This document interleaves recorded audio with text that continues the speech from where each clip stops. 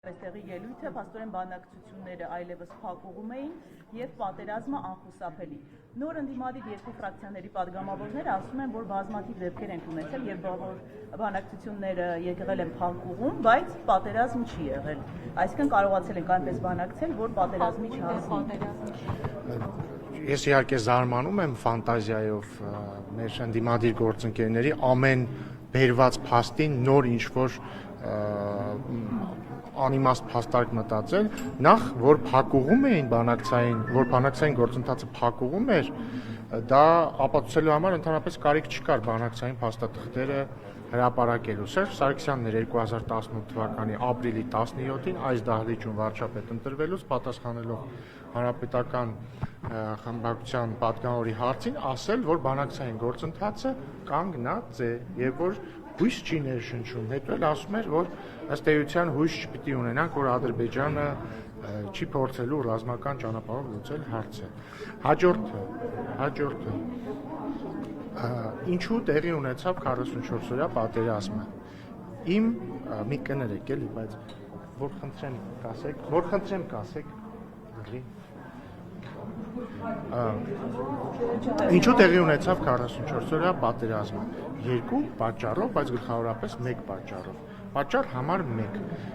1998 թվականի դրությամբ Հայաստանի եւ Ադրբեջանի ռազմական բյուջեի հարաբերակցությունը 1.1 էր։ Այսինքն գրեթե ամբողջությամբ հավասար։ 2008 թվականին օրինակ, երբ որ Ռոբերտ Քոչյանը ավարտում էր իր նախագահության շրջանը, արդեն այդ հարաբերակցությունը 1.5 էր, այսինքն արդեն Ադրբեջանի ռազմական բյուջեն Հայաստանի ռազմական բյուջեին գերազանցում էր առավել քան 5 անգամ։ Աղբյուրը Civilnet կարող է ցանկացածը ստուգել։ Civilnet-ն էլ իր հերթին այլ աղբյուրների հղում է անում։ Սերժ Սարգսյանի օրոք էլ ավելի է մի շրջան բարձրացել հարաբերակցությունը եւ մենք ժառանգել ենք շատ բարձր տարբերություն ռազմական բյուջեների, որը մեր օրոք է իդեպ քչացել, այսինքն տարբերությունը։ Եվ մյուս կողմից այս ամբողջ շրջանում տեղի ունեցել ինչ աճել է Ռոբերտ Քոչյանի ընտանեկան բյուջեի թիվը, ենթադրում եմ նաև Սերժ Սարգսյանի օրինակ Փեսայի ընտանեկան բյուջեն է ակնհայտ ակտիվ տեմպերով մեծ աճ գրանցել եւ սրան զուգահեռ բանակցային փաթեթում տեղի են ունեցել նախ ի սկզբանե բանակցային փաթեթը ինչի մասին է եղել, ինչպես 7 շրջանները վերադարձնել Ադրբեջանին եւ ինչ անել Լեռնային Ղարաբաղի հետ, ընդ որում Լեռնային Ղարաբաղի հետ բոլոր բանակցային փաստաթղթերում պարզ չէր թե ինչ է լինելու, իսկ ինչ է լինել, եթե պարզ չի ինչ է լինելու, պետք է իմանաս ինչ է այդ պահին, իսկ այդ պահին բոլորը ճանաչում էին Լեռնային Ղարաբաղը որպես Ադրբեջանի մաս։ Մի վարքյան ավարտեմ, հեսա դետալներով էլ կանադառնամ։ Եվ այսինքն մի կողմից մենք ունենք ռազմական բյուջեի հարաբերակցության փոփոխություն ի օգուտ Ադրբեջանի, մյուս կողմից ունենք Ռոբերտ Քոչյանի, Սերժ Սարգսյանի եւ իրենց մերձավորների ընտանիքների ընտանեկան բյուջեների աճ, մյուս կողմից ունենք բանակցային փաստաթղթերի շարունակական վատթարացում հայկական կողմի համար եւ մյուս կողմից ունենք մի իրավիճակ, որ Ադրբեջանը նույնիսկ այդ վատթարացող փաստաթղթերին չի ասում այո, որովհետեւ ինքը, որովհետեւ ներողություն ես կպատասխանեմ, որովհետեւ ամեն հաջորդ փաստաթուղթ դառնում է ավելի լավը Ադրբեջանի համար։ Նաեւ ուզում եմ հիշեցնել, որ վերջին փաստաթուղթը, որին կողմերից որևէ մեկը ասել է այո, եղել է 2011 թվականի Կազանյան փաստաթուղթը, որին Հայաստանը իդեմ Սերժ Սարգսյանը ասել է այո, Ադրբեջանը իդեմ Իլհամ Ալիևի ասել է ոչ։ Դրանից հետո չի եղել որևէ փաստաթուղթ, ես հարցի եմ պատասխանում։ Չի եղել որևէ փաստաթուղթ, որին հայկական կողմը ասի հակառակ ասեմ։ Չի եղել փաստաթուղթ, որին Ադրբեջանը ասի այո եւ Հայաստանը ասի ոչ։ Հիմա խնդրում եմ հերթով։ Փաստաթուղթը հրապարակվել է եւ հիմա գլխավոր հարցը, որ հնչեցվում է փաստաթուղթի հրապարակումից հետո ընդդիմադիր տարբեր պաշտոնյա կողմից, հետեւյալն է թե ինչ է հայկական կողմը պաշտոնապես պատասխանել 2019 թվականի առաջարկներին։ Կարող եք ասել ինչ է Հայաստանը պատասխանել 2019-ի ներկայացված առաջարկներին։ Եվ ինչու չի հրապարակվել պատասխանը։ Նախ տարօրինակ է, որ իրենք այդ հարցը տալիս են միայն 2019-ի փաստաթղթի վերաբերյալ եւ չեն տալիս 16-ի, 15-ի, չգիտեմ, 11-ի եւ հաջորդը, Ժորժ ջան, եկեք մի բան պայմանավորենք։ Խնդրում եմ երկու բան պայմանավորենք։ Բան համար 1, դուք խնդրում եմ, երբ որ ես պատասխանում եմ հարցերին, կողքից մի խոսեք, որտեղ խանգարում եք եւ շեղում եք ինձ։ Եվ բան համար 2, դուք տալիս եք ինձ հարցեր, ես պատասխանում եմ։ Խնդրում եմ, սպասեք հարցի պատասխանը ավարտեն, կարող է ձեր շատ արժեքավոր կոմենտի եւ մեկնաբանության կարիքը չլինի ուղղակի վերջ։ 15 թվականը ինչու չէի հրապարակել եւ ինչ է պատասխանել Հայաստանը։ Կրկին հատուկ ազատության համար կրկնեմ։ Նախ շատ տարօրինակ է, որ այդ հարցը տվողները չեն հարցնում, բայց 2016-ի պատասխանը ինչ չեք հրապարակել, 2011-ին է, մյուսը։ Հաջորդը 2019-ի փաստաթուղթը ինչ է։ Իդեպ նոր վարչապետ Փաշինյանն էլ ասաց, 2019 թվականի փաստաթուղթը 2016 թվականի դրությամբ կամ եթե այլ կերպ մեկնաբանենք 2018 կարելի է այդպես էլ մեկնաբանել, փաստաթղթերի սեղմագիրն է, այն նոր առաջարկ չէ։ Հաջորդը Հայաստանը դրան պաշտոնապես չի պատասխանել, որովհետև Հայաստանը տեսել է այսինքն սեղմագիրը 2018 թվականի իրավիճակի եւ գնահատման փուլում է եղել։ Լսեցիք վարչապետ Փաշինյանն էլ ասաց ի պատասխան դրա խոսքը գրավորի մասին չի։ Այսինքն համանախագահների հետ հանդիպման ընթացքում ինքը հարցրի Աշոքսյանը նշանակում է, որ Լեռնային Ղարաբաղը կարող է չլինել Ադրբեջանի կազմում։ Հնչել է պատասխան, որ եթե Ադրբեջանը ուզի։ Եթե իմի բերեմ եւ կարճ պատասխանեմ 2019-ի փաստաթուղթը, որը ինքնին ոչ թե անկախ փաստաթուղթ է, այլ 2016 թվականի եւ ընդհանրապես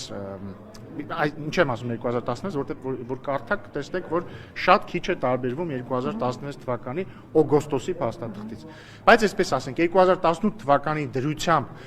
փաստաթղթերի սեղմագիրն է եղել, այսինքն այն ինչ կար այդ պահի դրությամբ։ Եվ մենք դրա գնահատման փուլում ենք եղել։ Հետևաբար ես հիմա ձեզ ուղիղ հերքում եմ այն պնդումը ընդդիմության կողմից հնչեցվող, թե իբր եղել է 2019 թվականին որևէ ինչ-որ նոր առաջարկ եւ առավել եւս, որ մենք այդ որևէ նոր առաջարկին ասել ենք ոչ։ Պարոն Ռուբինյան, տեսեք, հիմա դուք ասում եք, որ նախագահների Հիմա մի վարքան, հիմա սկսելա թող ավարտի հետ։ նախկին նախագահների բանակցած փաստաթղթերը պատն էին, անորոշ էին, հա, Լեռնային Ղարաբաղի Հանրապետությունը չուներ ըստ էության կարգավիճակ իր անորոշ չէր, բայց 2018 թվականին Նիկոլ Փաշինյանը հայտարարել է, որ ինքը սկսում է զրոյական կետից։ Ինչի հանգեցրեց այս զրոյական կետը։ Ախր բայց ես նոր հիմա ձեզ ինչի մասին էի ասում էի Սերժ Սարգսյանն է, ներողություն։ Սերժ Սարգսյանի թողած ժառանգությունը այն էր, ինչ 2019 թվականի փաստաթղթում կար։ Մի վարքան, դե լավ, հիմա ինչ ավարտեք, ես կավարտեմ։ Ավարտում եմ։ Ավարտեցիք։ Դուք ասում եք, որ Դուք հիմա չեք ավարտում, դուք կրկնում եք ձեր նախորդ ասածը։ Ավարտեցիք հիմա։ Եվ որտեղ շեղում եք իմ հարցը եւ ուզում եք պատասխանել։ Իսկ կարող է դուք շեղում եք իմ պատասխանը։ Դուք ուղիղ ասեք, Նիկոլ Փաշինյանը երբ որ զրոյական կետից է Խնդրում եմ ավարտեք, որ ինչ նկատի պատասխան։ ուներ։ Ինչ ժառանգություն, երբ զրոյական կետից է։ Ավարտեցիք։ Հա։ 2019-ի փաստաթուղթը, որը ինչպես նոր ֆիքսեցինք, նոր առաջարկ չէր եւ 2018 թվականի դրությամբ, այսինքն Սերժ Սարգսյանի թողած ժառանգություններ գնահատման փուլում է եղել Հայաստանը։ Եթե ձեր հարցի հենթատեքստը, իսկ ձեր հարցի հենթատեքստը հետեւյալն է, որ ընդդիմությունը ասում է, չէ, որ Փաշինյանը եկավ, ամեն ինչ թողեց մի կողմ, մերժեց այդ պահին սեղանին արկա փաստաթուղթը եւ ինչ որ նոր բաներ ասեց։ Ես հիմա ապացուցում եմ, որ այդպես չի, որտեղ 2000 Չէ, դա Նիկոլ Փաշինյանն է ասել, ես ասում եմ զրոյական կետից։ Ինչ ընդդիմություն, ով ընդդիմության անունը տվեց։ Ես էլ ձեզ ասում եմ, որ 2019 թվականի փաստաթուղթը, որը Սերժ Սարգսյանի ժառանգությունն էր, մի բան էր, որը սեղմագիրն էր Սերժ Սարգսյանի նախագահության ավարտի դրությամբ։ Այդ փաստաթուղթը հայկական կողմը չի մերժել։ Հիմա Նիկոլ Փաշինյանը զրոյական կետից է սկսել, թե ոչ։ Զրոյական կետը 2019 թվականի սեղմագիրն է, Բայց չէ, որը նույն ինքը, որը նույն ինքը ախր հենց նոր վարչապետ Փաշինյանը, դες ասեց զրոյական կետը որն է եղել։ Ասում է, ես եմ ԵԱԿ Մինսկի խմբի համանախագահներին ասեք, հիմա կտակ մի հատ հասկանանք վերջին դրությամբ իրավիճակը զրոյական կետը որն է։ Եվ իրենք տվել են 2019 թվականի սեղմագիրը։ Պատասխանեցի ձեր հարցին։ Այդտեղ սեփական բառ, հետևաբար անիմաստ։ Դե դուք եք զրոյական կետից Երեք բանից արդեն ընդդիմադիրները եւ մասնավորապես ՀԿ փոխնախագահ ձեզ պատասխանում է, ասում է կհերձեմ։ Ով է պատասխանում։ Արմեն Աշոտյանը։ Ասում է նախ ձեզ կհերձեմ, հետո լայվ մտավ, հավանաբար հերձեց, հետո ասում է Նիկոլ Ինչ, Փաշինյան։ մարմնի որ մասն էր ուզում հերձեր։ Հետո ասում է, որ Պուտին Սարգսյան այդ նամակը կախեք ձեր վզից եւ հասկացեք, թե ոնց են պետությունը եւ պետական շահը պաշտպանում։ Լավ, ո՞րն է ձեր հարցը։ Իմ հարցը հետեւյալն է, եթե այդքան դուք նշում եք, որ վատն էին, նախորդ փաստաթղթերով հանձնում էին ամեն ինչ, ո՞նց ստացվեց, որ պետակաշահ էին մարդիկ։ Լավ հարց եք տալիս, իրոք լավ հարց եք տալիս։ Հիմա խնդրում եմ, այն հիշում եք, չէ, երկու բաները ինչի մասին պայմանավորվել ենք։ Մեկը դուք, անձամբ դուք չեք խոսում, երբ որ հարցերին պատասխանում, մյուսը դուք բոլորը ձեր շատ արժեքավոր մեկնաբանությունները դեռ չեք ասում, մինչև ես հարցի պատասխանը չավարտեցի։ Հաջորդը դուք սկսենք մի քիչ հումորային հատվածից շարունակենք լրջով։ Դուք ասացիք, որ պարոն Աշոտյանը ուզում է հերձել մեզ։ Նախ խնդրում եմ կրկին ճշտել մարմնի որ մասն է ուզում հերձել, եւ երկրորդը գուցե օրինակ ուզում է մեր մազերը հերձելով կտրել, քանի որ ինքը սուբլիմացնում է իր մազերի բացակայությունը, չգիտեմ։ Հաջորդը շատ տարօրինակ է, չէ՞, օրինակ, եթե Արտուր Հովհաննիսյանը մեր պատգամավոր տես բան ասած լիներ, ես վստահ եմ դուք բոլորով գալու եք ասեիք կարաուլ, դուք փաստորեն ուզում եք բժշկական բանով դանակով հերձել մարդկանց, հա, ուզում եք այդպես հերձել ասելով դուք նկատի ունեք, որ ուզում եք կտրել Էդգար Ղազարյանի ականջը, չեք ասեիք, չէ՞ տես բաներ, բայց հիմա դուք չեք ասում։ Դուք շատ հանգիստ, շատ հանգիստ բան ինձ հիմա փոխանցում եք պարոն Աշոտյանի խոսքերը ու ձեր մոտ ընդհանրապես խնդիր չի առաջանում, սա էթիկայի խախտում է, սա բռնության իսկ կարող է Արտուր Հովհաննիսյանն էլ քաղաքականապես ուզում էր կտրել մարդամեկի ականջը։ Դրա համար խնդրում եմ սպառնում եք, ասում է այո, սպառնում։ Լավ էլի։ Դրա համար խնդրում եմ լինել հետևողական, չէ, դա կներեք, այսինքն երբ որ հերթը գալիս է, ձեզ դուք ասում եք բովանդակային, բայց երբ որ քաղաքացիական պայմանագրից մեկը ֆիգուրատիվ լեզու է օգտագործում, ասում ականջները կկտրեմ, դա արդեն բան է, ցեղասպանությանը հավասար բան է։ Սա ֆիքսեցինք։ Չէ, որովհետև հերձելու դեպքում կտրում ես մի բան, ականջ կտրելու դեպքում էլի հերձում ես մի բան, բայց այդտեղ կոնկրետացված է։ Հաջորդը։ Հիմա ներողություն, ախր պայմանավորվել ենք, չէ՞։ Պայմանավորվել ենք, չէ՞։ Հիմա հաջորդը։ Հիմա արդեն գամ բովանդակային դաշտը։ Տեսեք, դուք մեջբերեցիք Աշոտյանին, բայց ես տեսա նաև Շարմազանովի հայտարարությունը մոտարապես նույն գծի մեջ, որ տեսեք փաստորեն Սերժ Սարգսյանը ինչ հայրենասեր էր, որ հայկական կողմի կարմիր գծերն էր նշում Լավրովի պլանի վերաբերյալ, որովհետև հիշում եք Սերժ Սարգսյանի նամակի մեջ ինքը ասում է Լավրովի առաջարկները, թե ինչ, այդ բառը չեմ հիշում, բայց Լավրովի պլանն է կապվում։ Նախ ֆիքսենք էլի Սերժ Սարգսյանը ինչի մասին է գրում այդ նամակը ու ինչ է գրում։ Սերժ Սարգսյանը այդ նամակը մեջ չկա ժամկետ էլի, գրել է 2016 թվականի օգոստոսին։ Եթե տեսել եք հրապարակված փաթեթում, ինչ է հրապարակված է, այդ թվում 2016 թվականի առաջարկները, բայց եթե ուշադիր եք եղել, այնտեղ մի առաջարկ չի, կա 2016-ի հունվարի առաջարկ, այսինքն հունվարի տարբերակ, հունիսի տարբերակ, օգոստոսի տարբերակ։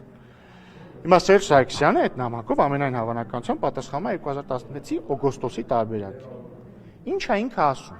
Ինքը, եւ ձեզ ուզում եմ հիշեցնել, 2016 թվականի օգոստոսի տարբերակը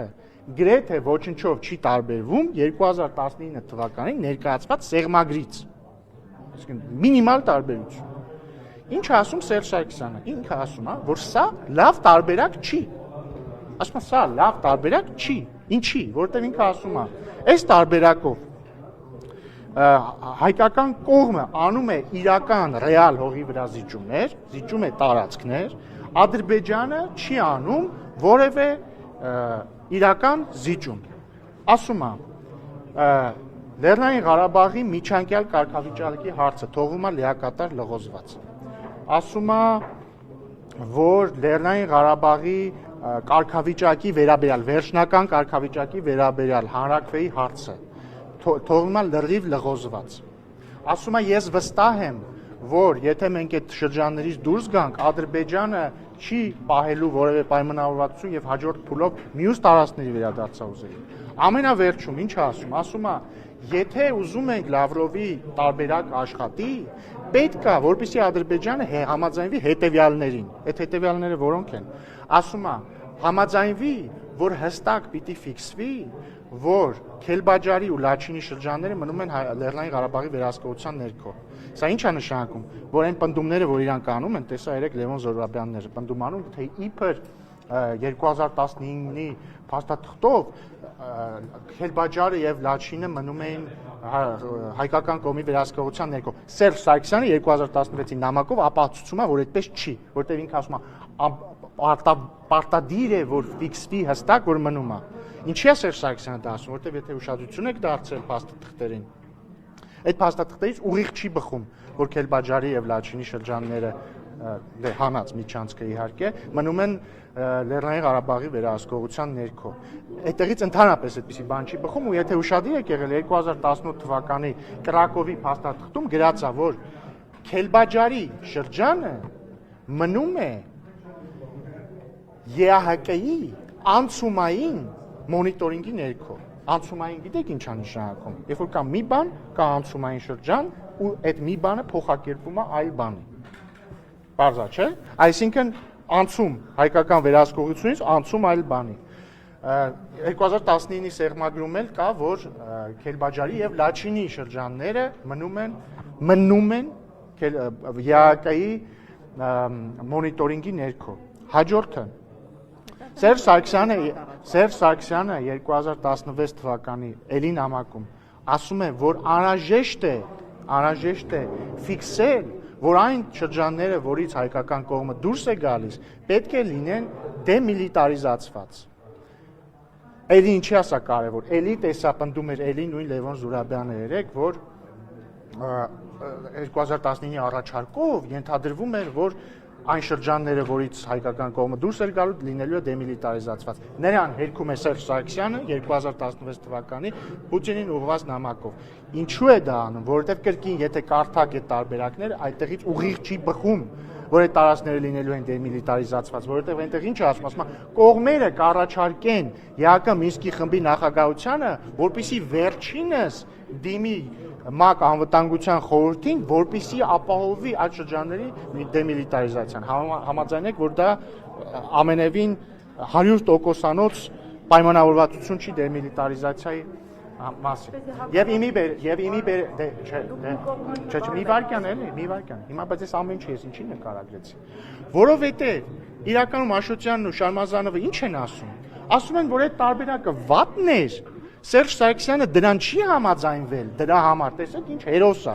բայց չեք տեսնում, որ ակնհայտ տրամաբանական խզում կա, որովհետև այդ նույն մարդիկ մեզ ասում են, այ դավաճաններ, ինչի 2019-ի հանճարեղ տարբերակը չեք ընդունել։ Դե հիմա ես հետ եմ ֆրցնում ու իրանց եմ այդ հարցը տալիս։ Այդ դեպքում, այդ տրամաբանությամբ արդեն ֆիքսեցինք եւ ապացուցված է, որ 2019-ը նույն 2016-ն է, բայց այդ դեպքում, այ սիրելիներ, դες չեմ ասում դավաճաններ, այ սիրելիներ ըստ ԿՊ էթիկայի կանոնագրքի։ Բայց այդ դեպքում եթե այդքան լավ տարբերակ էր, ինչի դուք 2016-ին չեք ընդունել, եւ B, եթե այդքան վատ տարբերակներ, ինչի հիմա եք պնդում, ինչի եք մեզ ասում ինչի չեք ընդունել դա։ Հասկացաք դե անվան։ Ես հարցնում եմ, էլի Հիմա խնդրում եմ հերթով։ Որպես դրա շարունակություն, ես չեմ վիճակում, որտեղ փաստեր անհնար է վիճակել։ Ես չեմ վիճակում, որ դա սեղմագիր է, որ նախապատմություն ունի, որովհետև որևէ բանակցություն 0-ից հնարավոր չի սկսել, դա երկար տարիների պատմություն է։ Բայց ես ուրիշ բան եմ հարցնում, եթե այդպես է, դուք ձեր օրոք ա եղել եւ Արցախի խնդրումը եւ պատերազմը, դուք արդյոք քավության նոխած եք դարձել, թե ձեռնհաշճեիք ամենահարմար ձևով հարցեր լուծելու։ Տեսեք, 2018 թվականին մենք եկանք իշխանության Թավշյա հեղափոխության շնորհիվ եւ միջոցով։ Եթե դուք նկատել եք, Սերժ Սարգսյան եւ Հանրապետական կուսակցությունը Նիկոլ Փաշինյանի վարչապետ ընտրվելու հաջորդ օրվանից սկսած սկսել են մեզ մեղադրել, որ մենք եկել ենք իշխանության, որպեսզի Ղարաբաղը հանձնենք։ Հետադարձ հայացքով որ նայում ես, տեղի ունեցել հետեւյալը։ Նախ Սերժ Սարգսյանը իհարկե պիտի գնար Թավշյա հեղափոխությամբ, ինքը ձև չուներ, որովհետև ժողովուրդը իր խոսքն ասել էր։ Բայց ես ենթադրում եմ, որ իր հրաժարականի հաջորդ օրվանից իսկ ինքը իր մտքում ծնել է նոր հանճարեղ պլան, քանի որ իր կյանքը կտրուկ փոխվել էր, ինքը չգիտեր ինչ աներ, եւ ենթադրում եմ, որ իմանալով, որ ինքը բանակցային գործընթացը եւ ոչ միայն բանակցային գործընթացը, կրկնում եմ, հիշեք էլի, ռազմական բալանսի մեծացում Ադրբեջանի Հայաստանի նկատմամբ Ռոբերտ Քոչարյանի եւ Սերժ Սարգսյանի ընտանիքների ընտանեկան բյուջեների մեծացում մեր մյուս բոլոր քաղաքացիներից նկատմամբ։ Այսինքն համամասնությունը Հայաստան, Ադրբեջան, Հայաստան ռազմական բյուջեներ եւ Սերժ Սարգսյանի եւ Ռոբերտ Քոչարյանի ընտանիքներ ընդդեմ Հայաստանի բնակչության։ Այս երկու process-ները իրար հետ գնացել են։ Եվ 2018 թվականի դրությամբ ինքը տեսնում էր, որ բերել է փակուղի, ինքն է հայտարարել այս դահլիճում, ազգային ժողովում ասել է փակուղումը։ Տեսել է, որ բանակցային գործընթացը փակուղիում է, տեսել է, որ ռազմական բալանսը խախտված է, ինչը իդեպ ինքը գրում է Վլադիմիր Պուտինին իր նամակի մեջ։ Ինքը մտածել է, շատ լավ, օքեյ, լավ, ինձ հանեցին իշխանություններից, իշխանազավթ ժողովուրդը իմ աստվածատուր իշխանությունը խլեց իմ ձեռքից, ժողովուրդ ասելով նկատի ունեմ Հայաստանի ժողովրդին, ոչ թե մեզ։ Ես շատ լավ կսպասեմ, ակնհայտ է, որ պատերազմը անխուսափելի է, եւ սրանց հետո կասենք դավաճան, թուրք, թրքաբարո, հողատու դավաճան, եւ հետ կգանք իշխանություն։ Տեղի է ունեցել հետեւյալը, Հայաստանի ժողովուրդը ի հեճուկս իրանց իմաստուն ժողովուրդը, հայ ժողովուրդը ժեղ չի, դեբիլ չի, հիմար չի, հայ ժողովուրդը աշխարհի ամենաիմաստուն ժողովուրդներից մեկն է, եւ հայ ժողովուրդը տեսել է, թե ինչ է ունեցել։ Մենք ինչ ենք արել, մենք փորձել ենք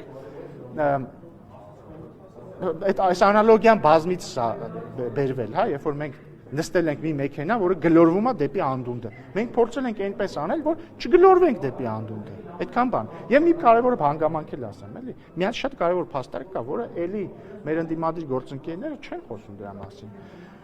Նույնիսկ եթե Սերժ Սարգսյանը 2016 թվականին ընդուներ սեղանին առկա փաստաթուղթը, կամ նույնիսկ եթե մենք այդ նույն փաստաթուղթը ընդունեինք 2019 թվականին։ Ինչ է ստացվում, ինչ է բխում Սերժ Սարգսյանի նամակից, որ արդյունքում հայկական կողմը ադրբեջանիներ վերադարձնելու 5 շրջանները, հայկական կողմը դուրս էր գալու Քելբաջարի եւ Լաչինի շրջաններից չհաշված միջանցքը։ Լեռնային Ղարաբաղի, նախկին Լեռնային Ղարաբաղի ինքնավար մարզի սահմաններով տեղակայվելու են սահմանապահները, Լեռնային Ղարաբաղի միջանկյալ կարգավիճակ չէր լինելու, ապագայի հանրաքվեի հարցել անհստակ էր լինելու։ Իդեպ լավ, միտքս ավարտեմ, շարունակեմ։ Խնդրում եմ ինձ ասեք, ռազմավարական տեսանկյունից ինչով էր դա տարբերվելու 2020 թվականի նոյեմբերի, ասում եմ ռազմավարական տեսանկյունից։ Ու առանց զոհերի, մի վարքան, չեք լսում ինձ։ Ասում եմ, 2020 թվականի նոյեմբերից 9-ից հետո կար Լեռնային Ղարաբաղի որոշակի տարածք, որի շուրջ տեղակայված են խաղաղապահներ, ճիշտ է։ Բայց ինչ խաղաղապահ։ Մի հատ լսեք էլի, դե թողեք։ Բայց մեկը եղավ 2023 թվականի սեպտեմբերը եւ մեկը Ադրբեջանը վերահսկողություն հաստատեց Լեռնային Ղարաբաղի նկատմամբ եւ մեկը հայերը լքեցին Լեռնային Ղարաբաղը։ Մի վարքան, թողեք, կլինի մինչեւ վերջ ես ասեմ։ Չէ, որովհետեւ sense թեմաները ի հեճուկս ձեր սիրած ֆորմատի հնարավոր չի անընդհատ դանդաղ կներեք, կարճ ասել, պետք է երկար ասեմ, որ համապարփակ լինի, լուրջ թեմաների մասին ենք խոսում։ Եվ հետևաբար, այն ինչ որ նկարագրում է 2016 եւ 19-ի փաստաթուղթը, ըստ էության, իր էությունը տեղի է ունեցել 2020 թվականի նոյեմբերի 9-ից հետո, բայց մեկը դա չի բերել նրան, որ Լեռնային Ղարաբաղը մնա հայկական հասկանում։ Մի վարքան ավարտում եմ, ես ձեր հարցերին էլ կպատասխանեմ, մինչեւ դուք կտաք այդ հարցերը։ Հաջորդը դուք ասեցիք չէ լինի առանց զոհերի։ Դա էլ է սխալ պնդում, որովհետեւ կրկին, եթե տեղի էր ունենալու ապագայում պատերազմ, ավելի վատ մեկնարկային պայմաններով, էլի այդ զոհերը լինելու էին։ Բայց դա ենթադրություն է, եթե ապագայում կարող էր լինել էլի պատերազմ։ Բայց մենք տեսանք, չէ, որ 2023 թվականին տեղի ունեցավ ռազմական իրադարձություն։ Մի վարքան, հաջորդը դուք ասում եք, բայց ինչ խաղաղապահներ են տեղակայվելու, ակնարկելով, որ կարող է դեպքում ոչ թե ռուսական խաղաղապահներ տեղակայվեն, այլ միջազգային։ Իսկ որտեղից եք վստահ, որ այդ դեպքում է ռուսական խաղաղապահներ չէին տեղակայվելու, եթե խոսքը ռուսական պլանի մասին է։ Չէ, ասում եմ, եթե խոսքը ռուսական պլանի մասին է։ Էլ չեմ ասում, որ ըստ գաղտնազերծված փաստաթղթերի 90-ականների, եթե չեմ սխալվում, հենց ազատությունն էր գրել դրա մասին։ Լևոն Տեր-Պետրոսյանը դիվանագետների հետ շփումներում ասում է, որ ինքը ուզում է, որ ռուսական խաղապահներ լինեն միայն Լեռնային Ղարաբաղում։ Եվ ամենակարևորը կարգավիճակի վերաբերյալ մի նյուանս էլ բաց թողեցի, ես խնդրում եմ էլի ուշադիր եղեք այս նյուանսներին։ Երբ որ մեր ընդդիմադիրները ասում են, ահա, լինելու էր հանրաքվե, որի հարցը սահմանափակված չէր լինելու, եւ այն ունենալու էր իրավաբանորեն պարտադիր ուժ։ Այստեղ կա 3 նյուանս։ Նյուանս համար 1. Ոչ մի տեղ, եթե խոսում ենք 2016-ի առաջարկների մասին, որը նույն ինքը 2015-ը։ Գրած չի, որ հանրաքվեն լինելու է միայն Լեռնային Ղարաբաղում։ Գրած է համաժողովրդական, իսկ անգլերենում nationwide, այսինքն համապետական հանրաքվե, որը կներառի Լեռնային Ղարաբաղի ժողովրդի կամքը։ Ինչ է դա նշանակում։ Դա կարող է հանգիստ ինտերպրետացվել որպես հանրաքվե Ադրբեջանում, այդ թվում Լեռնային Ղարաբաղում։ Բնակչության, հա, այս կոնկրետ դեպքում իրական այդքան, հա, համաձայն եմ, բնակչության։ Հաջորդը դրա համար է Սերժ Սարգսյանը օրինակ նամակում Վլադիմիր Պուտինին ասում շատ կարևոր է, որպեսզի գրվի, որ բնակչություն ասելով հասկանում ենք 1988 թվականի դրությամբ Լեռնային Ղարաբաղում ապրողներ, ինչը չկա ընդհանրապես։ Հաջորդը ինքը ամենակարևորը, ինքը ասում է հանրաքվեն պիտի լինի կողմերի համաձայնությամբ։ Այսինքն Ադրբեջանն ու Հայաստանը չեն համաձայնվում, երբ է լինելու հանրաքվե, վերջը հանրաքվեն երբեք տեղի չի ունենա։ Բայց իրավիճակը կմնա Ընդ որում ներողություն, ընդ որում 2016-ի վերջին առաջարկով արդեն օգոստոսի նույնիսկ չկա այդ բանը, որ հարցը սահմանափակված չի լինի։ Ինչի մասին Սերժ Սարգսյանը հարցազրույց Պարոն Ռուբինյան, Ռոբերտ Քոչարյանի թիմից ասում են ուր է Քիվեստի պայմանավորվածությունը։ Դե այդքան Սերժ Սարգսյանին հարցնեմ։ Ուր են այդ բանակցությունները, ինչու չի հրապարակել Նիկոլ Փաշինյանը եւ երկրորդն էլ ասում են իրենց օրոք Արցախ ենք կորցրել, դիտեպ իրենք հանձնել բառն են օգտագործում։ Ասում են հիմա բերել են լրագրողն էլ այդ բառը օգտագործել։ Okay, հիմա ինչ որ է։ Ասում է իրենց օրոք Արցախ են կորցրել, հանձնվել։ Հիմա իրենք բերել են Մեղրիի ինչ որ հայկական ժամանակում պատասխանված սցենար են ներկայացնում։ Հիմա կպատասխան։ Այո։ Նախ իդեպ շատ լավ հիշեցիք, էլի այդ հանձնել բառը, ես ենթադրում եմ, որ հանձնել բառը ասելով նկատի ունեն, երբ որ մի բան ուղղակի հուժարական հանձնվում է այլ։ Դա ասելը նշանակում է, գիտեք, չէ, մի վարքան էլի դե սպասեք, դա նշանակում է անարգել թափված արյունը։ Բառից բուն իմաստով դա նշանակում է անարգել 44 օրյա պատերազմի ժամանակ թափված արյունը 2023 թվականի սեպտեմբերին թափված արյունը, որովհետև մի բան երբ որ հանձնում ես, դա հանձնում ես ուղղակի, չես թափում արյուն դրա համար։ Հաջորդը Քիվեստի վերաբերյալ, այդ Քիվեստի փաստաթղթի բացակայությունը կարծում եմ Լևոն Տեր-Պետրոսյան, Ռոբերտ Քոչարյան, Սերժ Սարգսյան սիրո եռանկյունու հարցը, որովհետև այդ հարցերը արդեն մեր զուգված չեն։ Մենք 18 թվին եկել ենք իշխանության։ Ինչ փաստաթուղթ համանախագահների կողմից փոխանցված եղել է կառավարության ռեգիստրում, դա չկա։ Իհարկե չկա։ Ինչ կա, հրապարակել են Քիվեստի որևէ փաստաթուղթ չկա։ Հետևաբար հրապարակվել է այն փաստաթուղթը, որը 2008 թվականին Լևոն Տեր-Պետրոսյանը փոխանցել է ՀԺ-ին։ Հիմա։ Թող իրանք իրավիճ արդեն պարզ են։ Նախ, եթե Ռոբերտ Քոչարյանը հերքում է ասում է հրապարակված փաստաթուղթը Մեղրին հանձնելու վերաբերյալ փոխանակելու սուտ է, դա արդեն իր ներքին ընտանեկան հարցերն են Լևոն Տեր-Պետրոսյանի հետ, թող գցեն բռնեն իրանցից ով է սուտ խոսում։ Մանավանդ վերջերս իրանք բան են, չէ, Մեղրամիս են ապրում բոլորով իրար հետ Տեր-Պետրոսյանը, Քոչարյանը, Սարգսյանը։ Այդ իրանց Մեղրամիսի շրջանակներում թող սենց տակի, ինչ էթիկայի խախտում չի։ Տակուկ թող իրար հետ սենց նստեն ճրակի դիմաց եւ քննարկեն ով է խաբում։ Հաջորդը։ Եթե Ռոբերտ Քոչարյանը կպնդի, որ իր նախագահության տարիներին այդ փաստաթուղթը եղել է ռեգիստրում, դե մեր ու իրանց արանքում եղել է Սերժ Սարգսյանի ադմինիստրացիան։ Այդտեղ արդեն հարցերը Քոչարյանի եւ Սերժ Սարգսյանի միջև են։ Էլի թող տակուկ նստեն, բաները սավանները փռնեն իրենց ոտքերին, որ չմրցեն եւ քննարկեն Սերժ Սարգսյանը որտեղ է կորցրել Քոչարյանի այդ փաստաթուղթը։ Եվ ի վերջո, եթե Քոչարյանն է խափում ու չի եղել որևէ այլ փաստաթուղթ, այդ արդեն թող Տեր-Պետրոսյանը եւ Սարգսյանը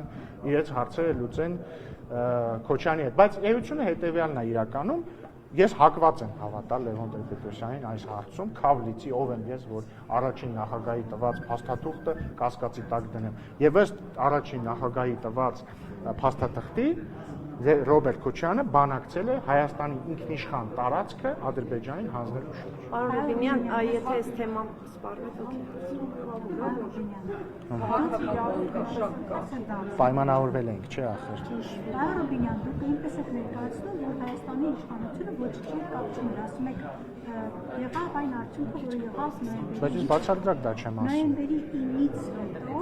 ձեր վարած քաղաքականությունը որքանով ապրել ու հանգեցրել այս վիճակին։ Արցախ Ադրբեջանի կազմում ճանաչելը, ռուս քաղաքացիներից ստորագրել ու Արցախ բերելը։ Դուք որ լրատվամիջոցի։ Ահա։ Շատ լավ։ Արցախ Ադրբեջանի կազմում ճանաչելը, ռուսներից ստորագրել Արցախ բերելը։ Այսինքն ձեր վարած Շատ լավ, շատ լավ։ որքանով հանգեցրել։ Շատ լավ, շատ լավ։ Նախ խնդրում եմ իմ ողջույնները փոխանցեք պարոն Աբրահամյանին, Առավոտի գլխավոր խմբագրին, ես իրեն փոքրուց ճանաչում եմ, քանի որ մայրս նույնպես երկար տարիներ աշխատել է Առավոտում։ Հաջորդը խնդրում եմ պարոն Աբրահամյանին փոխանցել հետևյալ հարցը։ Տեսա այս վերջերս ինքը մի ստատուս էր գրել էր Չէ, ես ուզում եմ դուք փոխանցեք։ Ասում էր, ես չեմ ընդունում այն հոգևորականներին, որոնք ուղիղ չեն պատասխանում, այսինքն որոնք հարցերին ուղիղ իրենց դիրքորոշումը չեն հայտնում։ Ասում է, ես չեմ ընդունում, որ ուղիղ չեն ասում, նորմալ է, որ կաթողիկոսի անունը զեղչում են, թե ոչ պատարակների ժամանակ։ Ես խնդրում եմ իրեն փոխանցեք հետևյալը։ Չի կարծում արդյոք ինքը, որ այդ նույն տրամաբանությամբ ինքը սկզբից այլ հարց պետք է տա։ Չի կարծում ինքը արդյոք, որ ուղիղ պետք է մարդիկ պատասխանեն կամ ինքը անձամբ պիտի պատասխանի հետևյալ հարցին։ Նորմալ է, որ կուսակրության ուխտ տված կաթողիկոսը երեխա զավակ ունի, թե ոչ։ Մի վարքան։ Չէ, ես հեսա պատասխանի մասա։ Սա ուղիղ ոչ, սա ուղիղ մասա պատասխանը։ Եվ եթե պարզվի, որ նորմալ չի, որ զավակ ունի, ուրեմն շատ նորմալ է, որ անունը զեղչում է, որովհետև ինքը այդ ակտի իսկ բերումով կարգալուց է։ Հաջորդը։ Հիմա գացեմ ձեր պատասխանը։ 2020 թվականի նոյեմբերի 9-ի հայտարարության մեջ որևէ նշում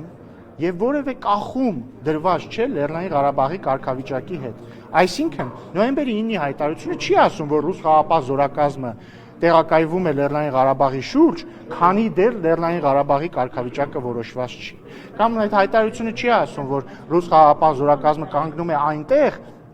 քանի որ պարզ չի այն Ադրբեջանի մաս է թե ոչ։ Ասեմ ավելին, Ռուսաստանի Դաշնության նախագահը 2020 թվականի դեկտեմբերին ասել է, որ Լեռնային Ղարաբաղը եւ նրան շրջապատող 7 շրջանները եղել են եւ կան Ադրբեջանի միջազգայինորեն ճանաչված տարածք։ Հետևաբար 2022 թվականի Պրահայի հայտարարությունը նոյեմբերի 9-ի հայտարարության էության մեջ եւ առավել եւս ռուս խաղաղապահ զորակազմի ֆունկցիաների մեջ որևէ փոփոխություն չի մտցրել, զրոյական փոփոխություն է մտցրել։ Իմ ասածը հետեւյալն է, որ իրենք ընդդիմությունը, երբ որ պնդում են, որ կար այսպիսի հանճարեղ պլան, նախ հիմա ես ապացուցեցի, որ իրանք այդքան էլ չեն համարել, որ դա հանճարեղ պլան է, որովհետև Սերժ Սարգսյանը 2016-ի նամակում մի քանի էջով փաստարկում է, որ դա հանճարեղ պլան չի։ Դա իր կարծիքն է, ես բան չեմ ասում, բայց դա տեղի է ունեցել։ Եվ հետեւաբար երեսպաշտությունն է, որ մեզ ասում են ինչ այդ հանճարեղ պլանը չեք ընդունել։ Եվ հաջորդը, եթե իրենք համարում են, որ այդ պլանը հանճարեղ է, ես ասում եմ, այդ պլանի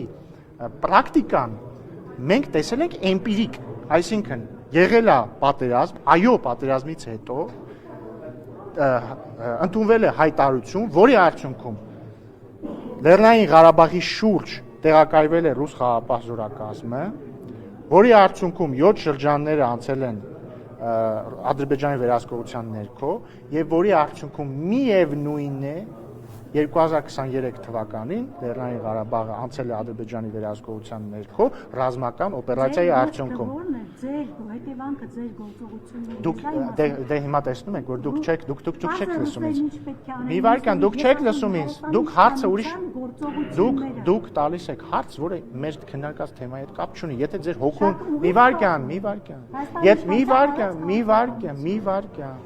Դա այն քաղաքականությունն է, որը Լևոն Տեր-Պետրոսյանը, Ռոբերտ Քոչյանը եւ Սերժ Սարգսյանը մեզ ասում են ինչու չեք վարել։ Հասկանում եք։ Ասում են ինչու չեք արել դա։ Ես էլ ասում եմ, մենք էլ ասում ենք, մենք դա պատերազմից հետո արել ենք, եղել այն արդյունքը, որը եղել է։ Բայց եթե ձեր հոգուն խաղաղություն կիշնի նրանից, որ ես ասեմ, որ մենք մեղավոր ենք ամեն ինչում, որ ես մեղավոր եմ ամեն ինչում, ես դա կարող եմ ասել։ Այո, Լևոն Տեր-Պետրոսյանը, Ռոբերտ Քոչարյանը, Սերժ Սարգսյանը սրբեր են եւ հրեշտակի պատկերներ են, որոնք իջել են երկիր եւ մենք պետք է ամեն օր Աստծուն շնորհակալ լինենք, որ նրանք իջել են երկիր եւ պիտի Կտիժ Ներսյանը հատուկ պատարակ մատուցի եւ սրբադասի նրանց, իսկ մեղավորը մենք ենք։ Շնորհակալություն։